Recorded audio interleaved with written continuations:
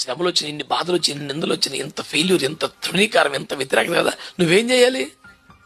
నేను చెప్పనా, నువ్వేం చేయకుండా అలా ఉండు చాలు, బ్రహ్మాండం గట్టెక్కేస్తావు.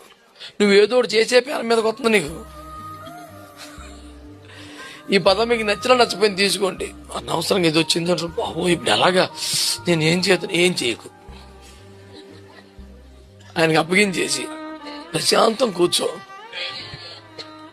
ఏమైనా అని పడేసుకో, ప్రశాంతంగా ఉండి సాధ్యము అన్ని సాధ్యము అని పడేసుకో, అంతే. నీకు ఇలాలో ఏది పడేసుకో, అంతే. దేవునికి మహిమ కలుగునుగాక. నువ్వేదో చేసే తెప్పలు వస్తుంది, కుదురుకుండా అసలు. దావీదు గారు అంటారు, మన సొంతం కనిపెట్టిన పాయింట్ కాదు అది. నా ప్రాణము దేవుని నమ్ముకుని మౌనముగా ఇన్ని మీద పడిపోతున్నాయి, నేను ఆయన నమ్ముకున్నాను కదా, నేను కూర్చుంటాను అలాగా.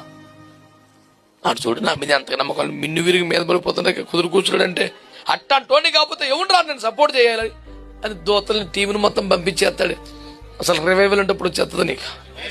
దేవునికి స్తోత్రం కలుగునగా.